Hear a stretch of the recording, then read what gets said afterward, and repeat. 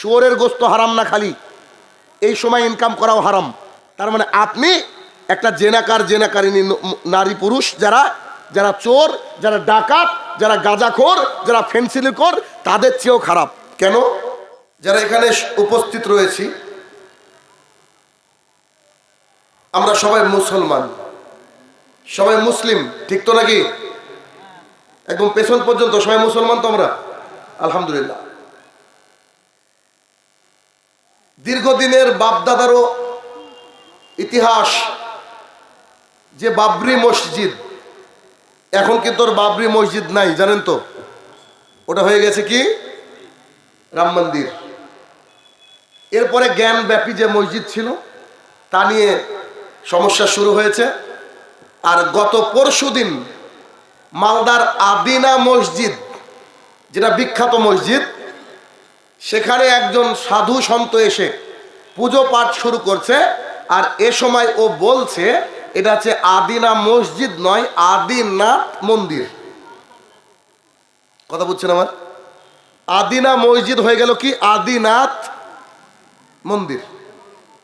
এখন এই গোপীনাথপুর, লোচনপুর কিংবা সীসাপাড়ার মসজিদ একদিন হয়তো এই গোপীনাথপুরের মসজিদ একদিন হয়ে যেতে পারে যে রাধা কৃষ্ণ গোবিন্দের মসজিদ। কি হতে পারে না? আশ্চর্যের কিছু নাই, হতে পারে, এমন হচ্ছে আমাদের দেশে। এটা নিয়ে সোশ্যাল মিডিয়ায় খুব তোলপাড় হচ্ছে। আমি একটু উল্টো পথে চলি সব সময়। মানুষ গালাগালি করেছে, কেন এই করবে সেই করবে ইত্যাদি। আমার একটু চলাটা উল্টো পথে, দেখেন তো মিলে কিনা। আপনারা সবাই বললেন যে আপনারা সবাই মুসলমান। আল্লাহ সুবহানাহু ওয়া তাআলা কোরআনুল কারীমের মধ্যে বলেছেন আমি মানুষকে সৃষ্টি করেছি, বাক্যটা এমন আসছে যে ইল্লা লিয়াবুদুন, শুধুমাত্র কেবলমাত্র মানুষ আমার ইবাদত করবে। কার? আল্লাহ। তাহলে আমরা মুসলমান, আমাদের দায়িত্ব কি? আল্লাহর ইবাদত করা। তো আল্লাহর ইবাদত করতে গেলে কোথায় যেতে হয়? মসজিদে। তো মসজিদের সাথে যদি অন্তরের ভালোবাসা থাকে মুসলমানের, তাহলে এই মসজিদের সাথে আমাদের একাত্ম হয়ে গেলে কিছু বেনিফিট আছে। তার একটা বেনিফিট হচ্ছে খুব বহুল প্রচলিত বিখ্যাত হাদিস, আপনারা সবাই জানেন হাদিসটা। রাবি আবু হুরায়রা রাদিয়াল্লাহু তাআলা আনহু বলেন রাসূলুল্লাহ সাল্লাল্লাহু আলাইহি ওয়াসাল্লাম বলেছেন যেদিন কিয়ামতের মাঠে কোনো ছায়া থাকবে না, আল্লাহ তাআলা 7 শ্রেণীর মানুষকে তার ছায়ার তলে জায়গা দিবেন। তার আল্লাহ তাআলার ছায়ার তলে জায়গা দিবেন। এই 7 শ্রেণীর মধ্যে এক শ্রেণী যার অন্তরটা মুআল্লাকা ফিল মাসাজিদ, মসজিদের সাথে লটকে থাকে, ঝুলে থাকে। এরা কেমন? জোহরের সালাত আদায় করে এসেছে বাড়িতে, আসার পরে একটু পরে বৌমাকে ডাক দিয়ে বলছে যে আম্মা জান কটা বাজলো দেখো তো। নিজের স্ত্রীকে ডেকে বলছে ঘড়িটা দেখো তো একবার। কেন, কি ব্যাপার, আপনি ব্যস্ত কেন? না আসরের কি আজান হয়ে গেল নাকি? ভেতরে যে একটা মসজিদে যাওয়ার যে তামান্না, মনের মধ্যে যে ভালোবাসা, অন্তরটা মসজিদে যে ঝুলিয়ে রেখে এসেছি, এটা বারবার করে বাড়িতে জিজ্ঞাসা করা অথবা ঘড়িটা টাইমটা দেখা। এই ব্যক্তি যারা হবে আল্লাহর জমিনে, তারা বিশেষ ছায়া তলে ছায়া পাবে যেদিন কোনো ছায়া থাকবে না। আপনারা শুনে অবাক হয়ে যাবেন, এই ভারতবর্ষের 48% মসজিদে সলাতি হয় না, 48% মসজিদে নামাজ হয় না। আর আপনি এটা একেবারে স্পষ্ট জানেন।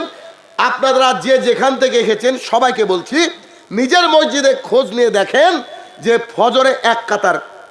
এটা যদি কারোর হয়, ওর বাপ দাদা 14 গোষ্ঠীর ভাগ্য ভালো যদি এক কাতার হয়। ফজরে 3 জন 2 জন, আজান দেওয়ার লোক নাই, এরকম মসজিদ আছে না? নাই, আছে না?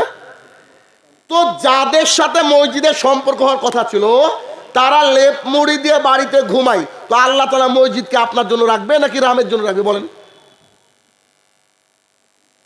মুখে তো আমরা বলি যে আমরা সবাই মুসলমান।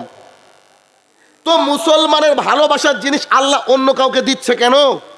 কারণ ভালোবাসাটা শুধু মুখে, অন্তরের সাথে ভালোবাসা নাই। হাই আলাস সালাহ এই শব্দটা শুনলে আল্লাহর জমিনে যত কাজ আছে সব কাজ বাতিল, সব কাজকে রেখে দিতে হবে। আর আল্লাহর জমিনে দিতে কোনো কাজই চলবে না। সঙ্গে সঙ্গে আপনাকে যে অবস্থায় থাকেন না কেন, আপনাকে মসজিদে যেতে হবে। আসরের সলাতে আজান হচ্ছে, হাই আলাস সলার ডাকে কজন মানুষ মসজিদে যায়?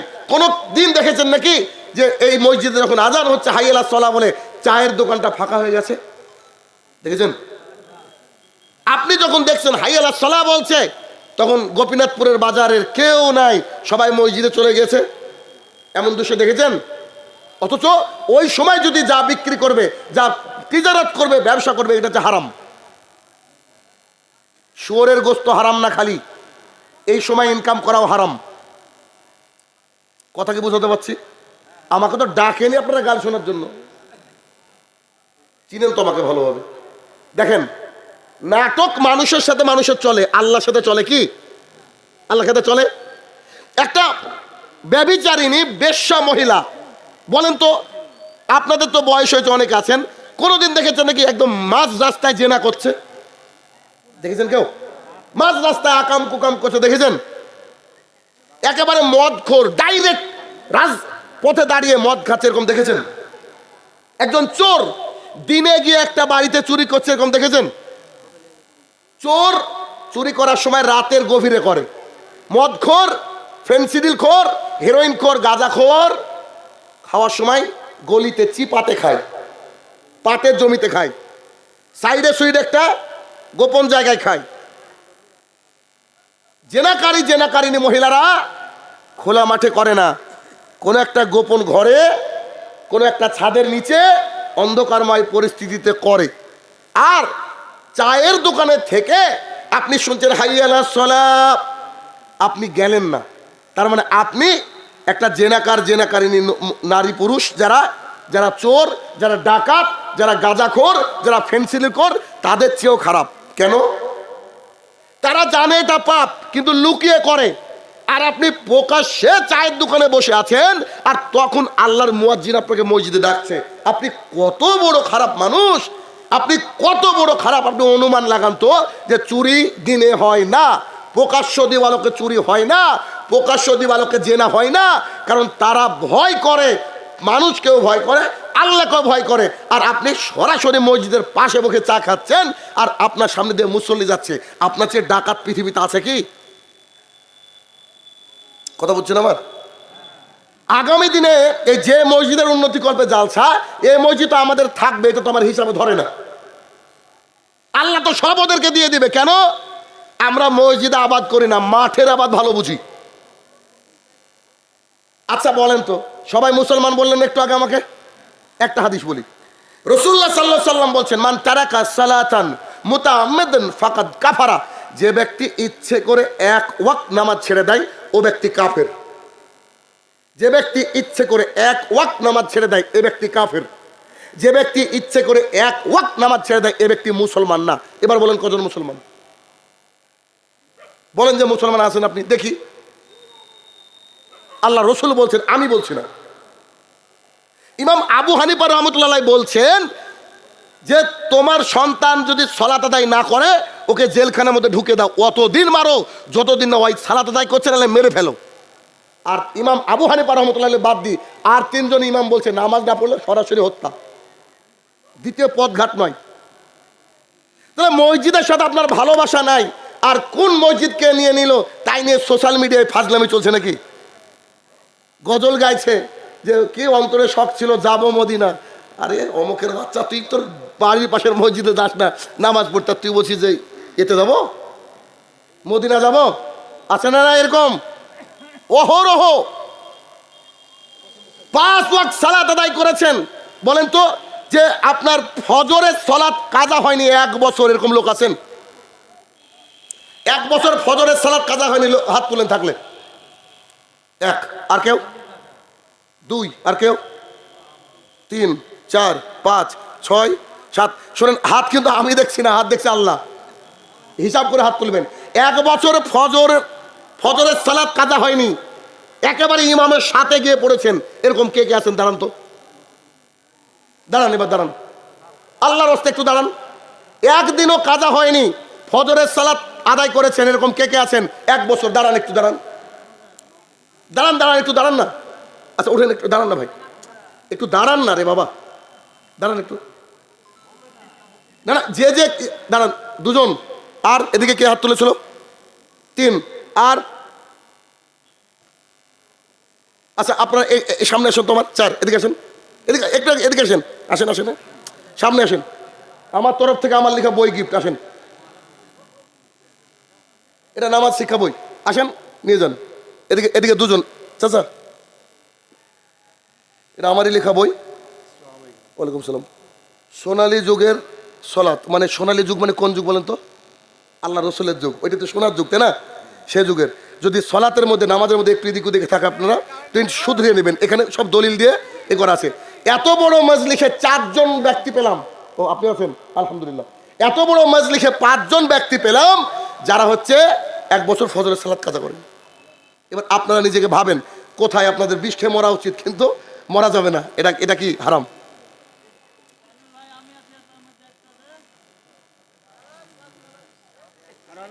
আচ্ছা এবার গিয়ে বসেন যান। আচ্ছা তো যেটা বলছিলাম যে আমাদেরকে ভালোবাসা বাড়াতে হবে কার সাথে বলেন তো? মসজিদের সাথে। আর যখন কোনো ভালোবাসা আমাদের বেড়ে দেয় মসজিদের সাথে, বেড়ে যদি যায়, নিশ্চিত আল্লাহ তাআলা আমাদের ভালোবাসার জিনিসকে ছিনিয়ে নেবেন না। আল্লাহর জমিনে যা কিছু ঘটে সব কিছু আল্লাহ তাআলাই ঘটায়, ঠিক না? আমাদের দেশের যিনি প্রধানমন্ত্রী, তাকে কে বসিয়েছে? জনগণ নাকি আল্লাহ তাআলা? বলেন, জনগণ নাকি আল্লাহ তাআলা বসিয়েছে?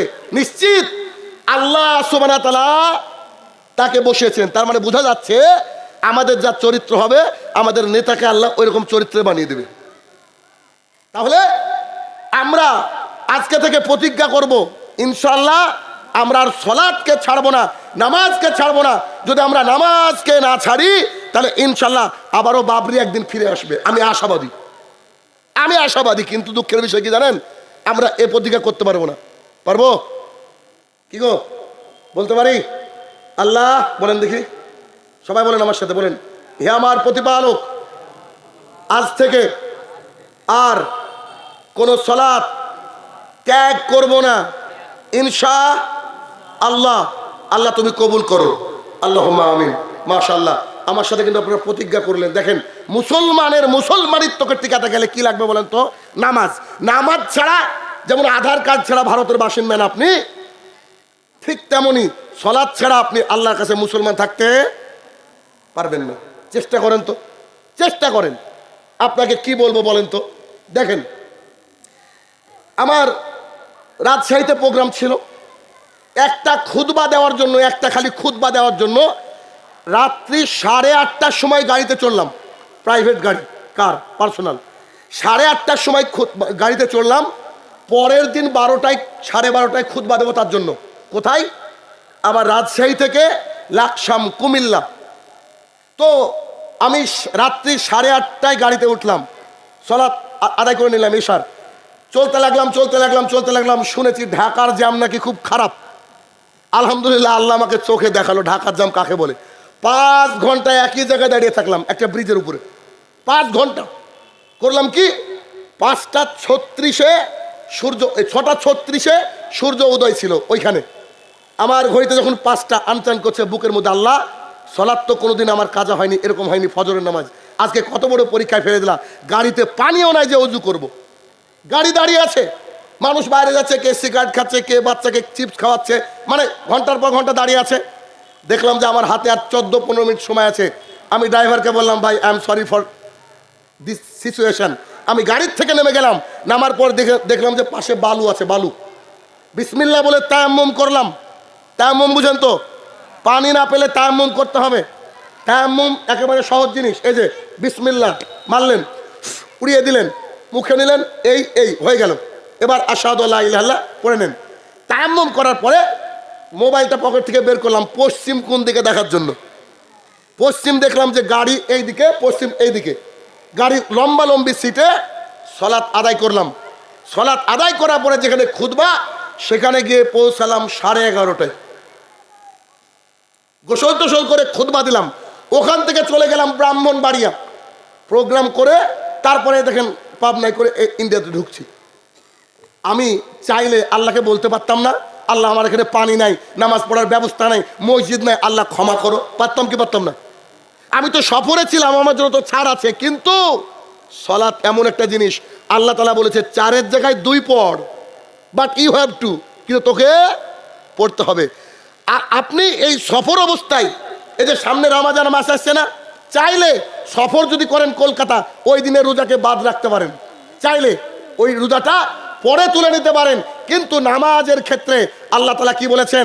দাঁড়িয়ে তুমি সালাত আদায় করো, পারো না? বসে সালাত আদায় করো, পারো না? শুয়ে সালাত আদায় করো, তাও পারো না? ইশারার মাধ্যমে সালাত আদায় করো, চোখের ইশারার মাধ্যমে সালাত আদায় করতে হবে। মানুষের সালাত একদিনই মাফ হবে, যেদিন সে আল্লাহর জমিন থেকে চলে যাবে। চলে যাবে। আবু সাঈদ খুদরি রাদিয়াল্লাহু তাআলা আনহু বলেন, রাসূলুল্লাহ সাল্লাল্লাহু আলাইহি ওয়াসাল্লাম বলেছেন। আব্দুল্লাহ ইবনে উম্মে মাকতুম রাদিয়াল্লাহু তাআলা আনহু বলেন, রাসূলুল্লাহ সাল্লাল্লাহু আলাইহি ওয়াসাল্লাম বলেছেন, আল্লাহ রাসূল সাল্লাল্লাহু আলাইহি ওয়াসাল্লাম বলছেন, আজান হওয়ার পরও যারা বাড়িতে বসে থাকে, আমার ইচ্ছা হয় আমি আমার সাথে কিছু ইয়াং ছেলেদেরকে নিয়ে নিই, কিছু লাকড়ি, কিছু খড়ি, কিছু পাটকাঠি ম্যানেজ করি, তারপরে একজনকে বলি তুই ইমামতি কর, আর যারা বাড়িতে বসে আছে তাদের বাড়িটাকে আমি মুহাম্মদ সাল্লাল্লাহু আলাইহি ওয়াসাল্লাম জ্বালিয়ে দিই। আল্লাহ রসুল বলছেন, আমার ইচ্ছা হয় কি, যারা জামাতে আসেনি তাদের বাড়িঘর কি করতে হবে? জ্বালিয়ে দিতে হবে। এই হাদিস যদি ফিট থাকতো সমাজে, বলেন যে লোচনপুরে একটা বাড়ি বাঁচত? আশা আছে বাঁচার? আরে আমরা সলাৎটাকে ঠিকঠাক আদায় করি না, এই জন্য কি আমরা চাই নকল মুসলমান। আর যতদিন নকল মুসলমান থাকবো, ওই যে বললাম না যে আপনার এলাকার মসজিদ কোনো একদিন দেবীর মন্দির নামে পরিচিত হয়ে যাবে। অতএব আল্লাহকে ভয় করুন।